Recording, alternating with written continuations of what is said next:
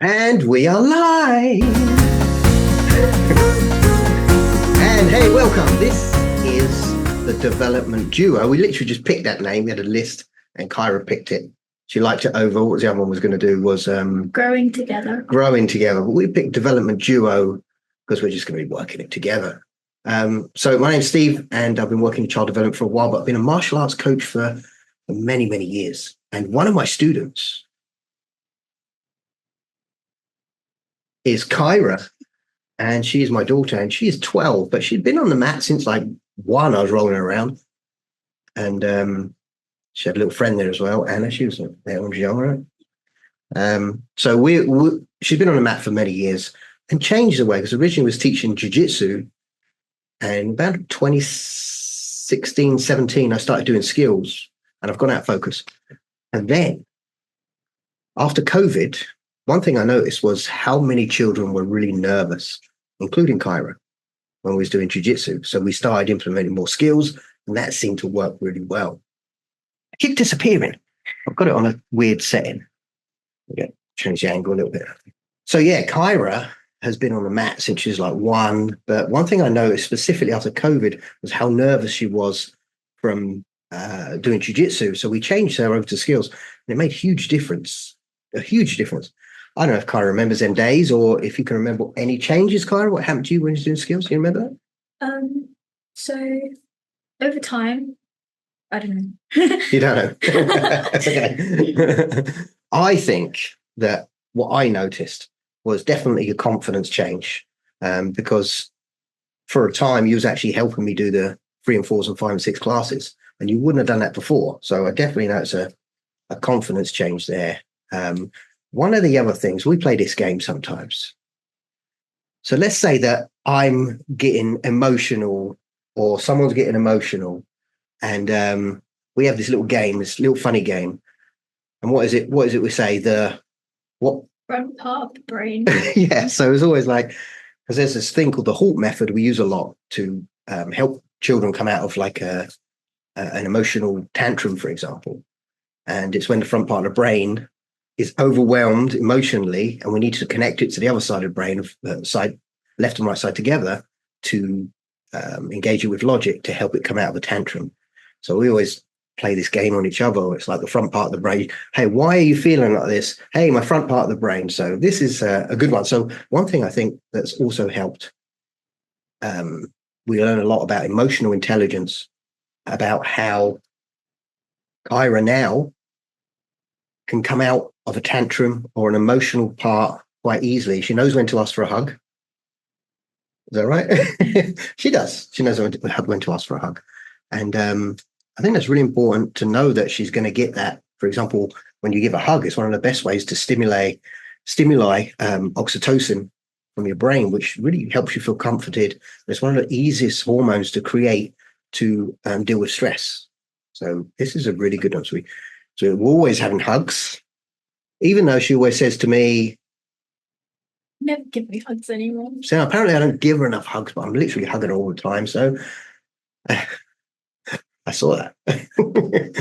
I still keep going out of focus. But yeah, so we're on here and we're going to be working this together, these podcasts, just going over some information that people send us, or they feel that a really good subject is available. Cool. So one of the big subject we'd like to focus on this week is discipline, because many parents bring their children to my school and say that they want to help their child with discipline. So discipline means to teach. This is the 3rd time we've done that, because the phone keeps ringing and no one answers it. But anyway, discipline means to teach, and it comes from the word disciple. Keep going out of focus. I need to sort this camera out. And not punish, not shame, not spank, not take things away, not send them to naughty corners. And for example, if I wanted to help Kyra in some way, that she became angry, frustrated with something, did something wrong, I don't want to punish her for it. I don't want to punish her. I want to help her. One of the great things I learned, there's a book called Yes Brain Child. And in there, they say that a child's brain is growing until late 20s. What they need is they need an adult brain to guide it. So if you're coming along and punishing and shaming, doing all these things, you're not guiding it. You're hurting it. You're hurting it. I mean, for example, even though that's bad, we want to do discipline for desire. Imagine if I tried, for example, and said to Kyra, I'm taking your phone away. What do you think the result would be?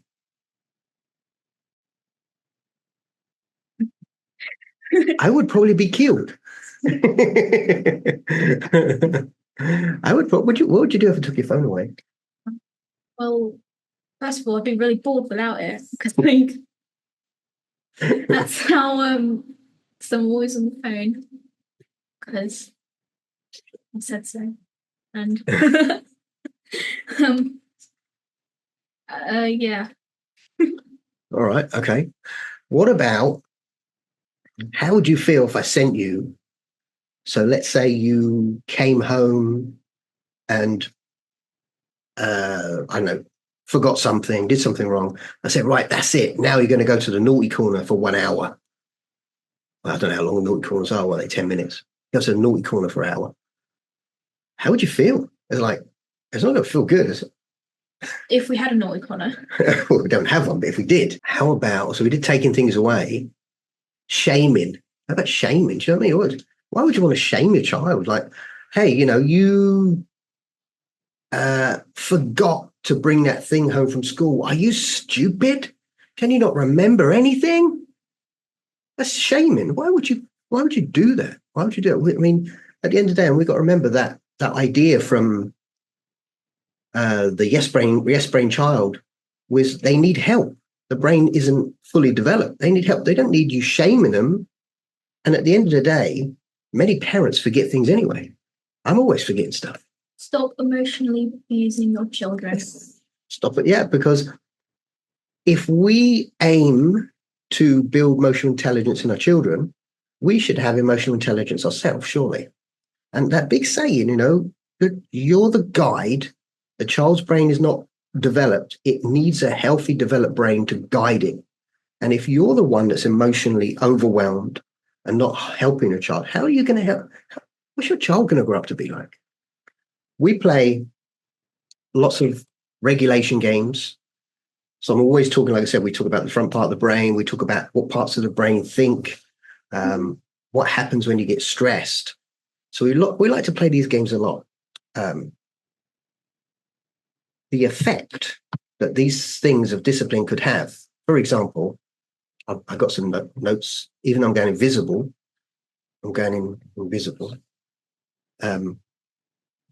discipline through punishment, discipline through shaming, spanking, taking things away, the naughty corner can lead to a child being withdrawing, being fearful, or maybe using bullying behavior on others. So they're emulating those behaviors. Do you bully anyone apart from me? Well, no, not necessarily. Oh, it's just me. Yep. Okay. Well, they also found, as in times of stress and trauma, the part of the brain that activates your fight or flight, the amygdala, and when it activates, when it's in the fight or flight mode, that will inhibit learning, memory, even speaking. So, when you're nervous, you find people stutter a lot when they're nervous, or they can't quite get their words out. It's because that part of the brain is affected. So they're struggling. You can also have social anxiety, withdrawal behaviors, and anger. So if you're worried about anger, I'll tell you what we can do. Let's have a look at one, and then we'll go over a little bit about discipline through desire. So this one, the naughty corner, or sending them to their room when they're naughty. So Kyra came home, let's say, and we just bought some new trainers, and she left them at school and we lost them. It didn't really happen, I don't think, did it? Once. Once? Okay. So she left, so she lost some trainers. So if I now turn around and say, well, you're stupid, that's wrong. Get to your room. I don't want to see you for 2 hours. Okay. What am I doing to the child's brain? So that child now, number one, you're overloading it. You're causing it stress and anxiety. But you've also told it that when bad things happen, go and sit alone on your own. You're going to be on your own, isolated from everyone else. And then they become teenagers and they sit in their room all day on their phones and they say, you never spend any time with us. Well, maybe we did that. Maybe the punishment of sending them on their own was caused by us. Maybe if we had a discipline through desire, which is what I do at my school, my martial arts school, which is you want to do better, who can do more? If you do this, you're going to be the best one. We have some healthy competition in there. We use a lot of skills, unique skills, teacher methods to build discipline through desire. So I highly recommend looking into something where you can not discipline your child through punishment, shaming, spanking, taking things away, or the naughty corner, or the naughty room, and find a way to discipline through a desire. Every child wants to be better. Everyone wants to be good. We all do. Everyone wants to be better than they are. So we can use that and actually guide them to be that, not stop them from being better. What do you think? First of all, I think I'm amazing. Okay, good.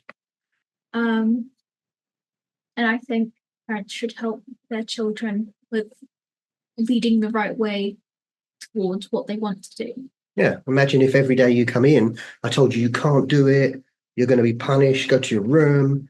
How is that helping you grow? It's not helping you grow at all. Stopping us from being able to wanting to reach our goal and what we want to become or do. Yeah. If you want to be better, how are you going to be better when you're feeling sad or anxious or crying or upset? But if you do get upset, what does that mean? Do you know what that means yet? So it means the part of your brain is emotionally overwhelmed. So you need to regulate that emotion, right? Remember that? Forgot that one? It's okay. So there's things we're working on right now with Kyra. So I'm going to get her to help teach some of my classes as well. And so working on this emotional intelligence of being able to regulate, to understand if we do get emotionally overwhelmed, what can we do about it? Maybe we can do that on the next one. And we can go over it. And then the next one, we can come on and tell you guys what we learned and being able to emotionally. We've done some of it because we've already done the front part of the brain. So I can see, let's say I'm emotional. Let's do a test for Kyra. Put her on the spot, which is actually not that good because now I'm overwhelming and making her anxious because Kyra is introverted. So she's going to be very overwhelmed when I put her on the spot. But she also knows that she doesn't need to do anything she doesn't want to do. So if I do put her on the spot and said, let's say I'm very emotional and overwhelmed and I'm having a little bit of a tantrum, and you see that I'm angry, what will be the first thing you say to me? I can see that you're angry. I get angry too. But you know what will be better than getting angry and having a tantrum? All right, what's that? You could work off that anger by working out, like doing 5 star jumps or doing 5 push-ups and seeing if you can get better with that.